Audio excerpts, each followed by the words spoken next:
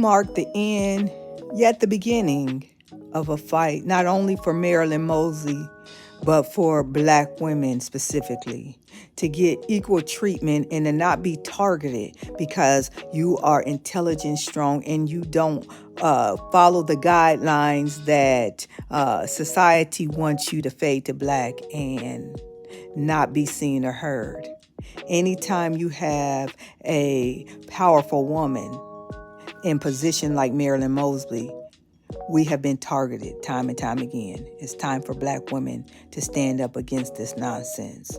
Have a listen as her verdict came in today and the background behind her story.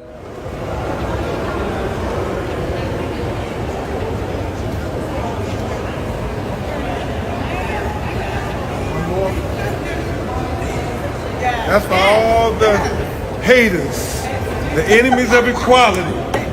Election. She was the youngest chief prosecutor of any major city in America. But over the past few months, Marilyn Mosby has found herself on the other side of the courtroom as a defendant. After being found guilty in 2 separate federal trials, she's now facing up to 40 years in prison. As the clock ticks down to her sentencing on Thursday, she is still fighting for her freedom. ABC's Janae Norman spoke with Mosby and her attorney. Justice is always worth the price paid for its pursuit. Always. Always. Marilyn Mosby, once Baltimore's top prosecutor, is awaiting sentencing for convictions that carry the possibility of decades in prison. Mosby and her attorney, Angela Rye, painting it as political retaliation.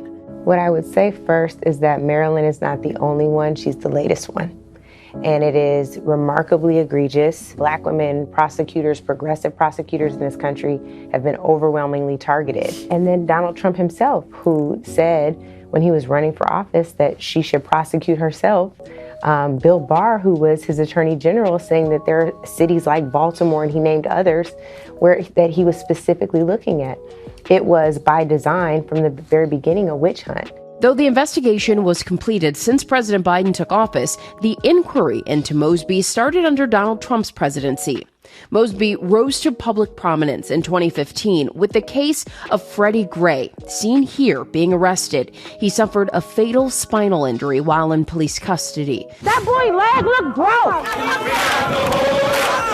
In the midst of the unrest, Mosby moving to charge the 6 officers involved. No one is above the law. I was one of the first prosecutors in this country to attempt to hold police officers accountable for the death of a Black man. That exposure ultimately led to reform, right? Not just in the state, in the city of Baltimore and statewide, but nationally.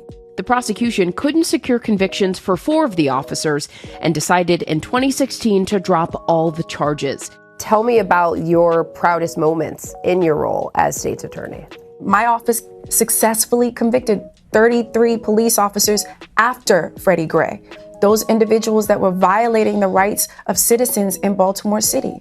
My office created the first conviction integrity unit in the entire state of Maryland, where we did reinvestigations into claims of actual innocence. We exonerated 13 innocent Black men that collectively served 300 years in prison for crimes they didn't commit.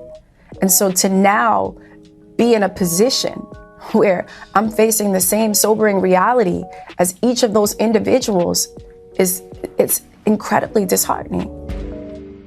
Across 2 separate trials, federal prosecutors sought to prove she falsified documents. First, to withdraw money from her retirement account early, and then to purchase 2 homes in Florida. The first trial in November of last year was on 2 charges of perjury connected to those 2 retirement account withdrawals in 2020, both done using a provision of the CARES Act, the Congressional COVID Relief Package, one withdrawal for $40,000 and the other for $50,000. This is not PPP loans. This is not COVID relief funding. This is me being advised and with having access, taking out my own money, the money that I put away every 2 weeks.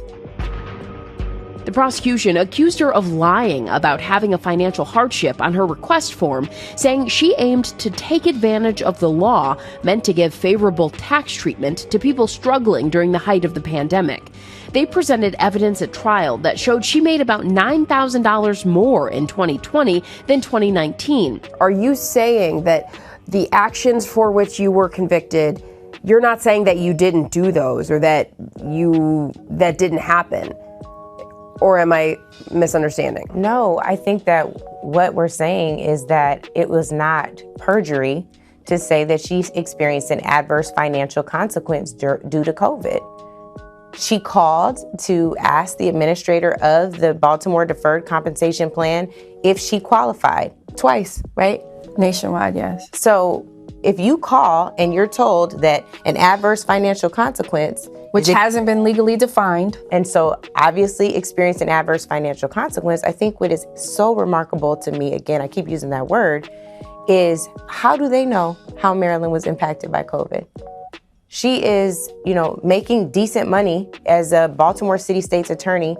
There are people who she's responsible for. None of us knew, if people could remember what was happening during COVID, none of us knew what was next. We were all experiencing adverse financial consequences. The jury found Mosby guilty on both counts. Mosby says she used the money from her retirement account to close on 2 homes in Florida, an 8-bedroom house in Kissimmee, Florida near Disney World, and a condo in Longboat Key on the Gulf Coast. Prosecutors presenting evidence at trial accusing Mosby of falsely stating in a letter to the lender that she'd received an outstanding $5,000 as a gift from her then-husband, Baltimore City Council President Nick Mosby. In reality, they say she transferred those $5,000 to him, and then he transferred it back. The gift letter is the only accusation the jury convicted Mosby on in the mortgage fraud trial. The thing here is that they almost make it seem like wiring money between spouses is money laundering. One thing that critics online are saying, they're like, wait, this 40 years, you're not actually facing 40 years. Yes, that is possible, but it's highly unlikely. Prosecutors are asking for 20 months. But you're saying even more than the jail time, that not only has the personal effects on Marilyn, but it sends a message. It sends a major message, and I think the other thing that we have to keep in mind is the type of crime. This gets right to the heart of her integrity, her honesty, and her character. The investigation was extremely expansive. They combed they were looking at my charitable donations. It's obvious what has happened. As a Black woman, I stand with Marilyn Mosby. She was targeted. They looked for any and everything because she didn't move the way that she wanted them to. They want to say a lot of times, don't talk about race or quit using race. We'll quit using it when it is no longer used against us. I'm disgusted. I really am.